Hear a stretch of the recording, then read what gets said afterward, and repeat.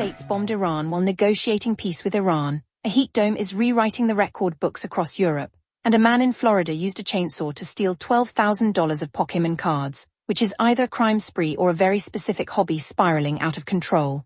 I'm Lumina, your curator of chaos, and this is the Daily Dumpster Fire. United States Central Command confirmed on Monday that American forces conducted what it described as self-defense strikes against missile launch sites and mine-laying vessels in southern Iran. 4 Revolutionary Guard troops were killed. Iranian state media reported blasts around Bandar Abbas. The Islamic Revolutionary Guard Corps claimed to have shot down an American drone and warned of retaliation.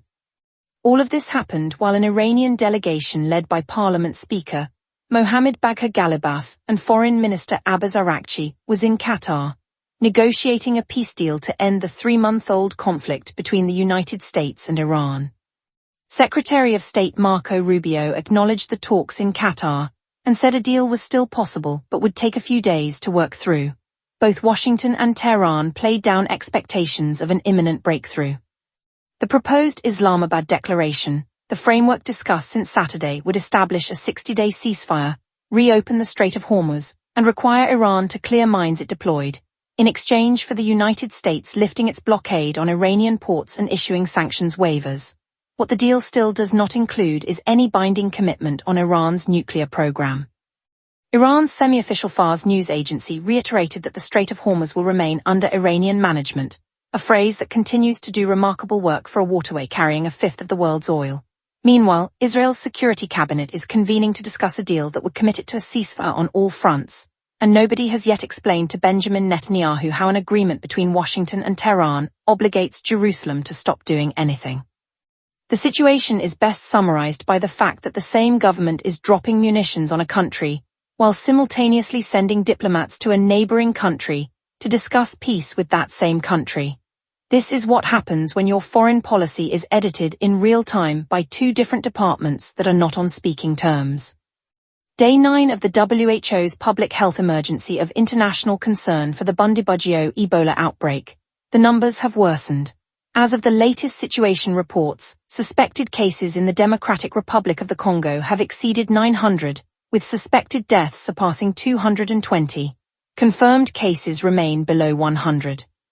The gap between suspected and confirmed figures has not narrowed, it has grown, because the distance between the virus and the diagnostic infrastructure is not shrinking.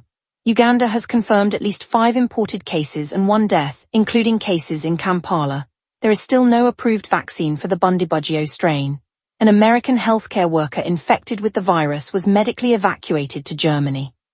The estimated budget request from affected countries is $319 million, which has not yet been met.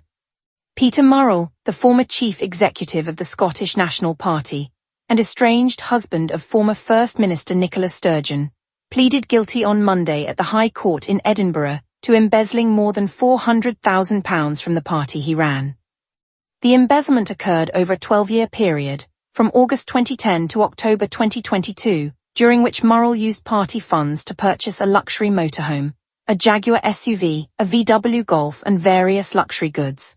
He was remanded in custody immediately and will be sentenced on June 23. Sturgeon, who was arrested as part of the same investigation in June 2023 before being cleared without charge in March 2025, said she was utterly appalled and felt deceived and let down by her estranged husband, a statement that may be entirely sincere, and which also describes the experience of every SNP member who donated money during the decade their chief executive was treating the party's bank account as a personal shopping fund. Current First Minister John Swinney described his feelings of betrayal, which is a reasonable reaction to discovering that the man running your political organization was stealing from it for longer than some of your members had been alive. The luxury motorhome, it must be said, is a particularly on-the-nose purchase for someone whose entire job was to take the party on a journey that turned out to be fictional.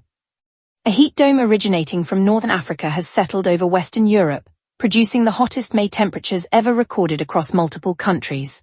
On Monday, France recorded its hottest May day since records began, with a national average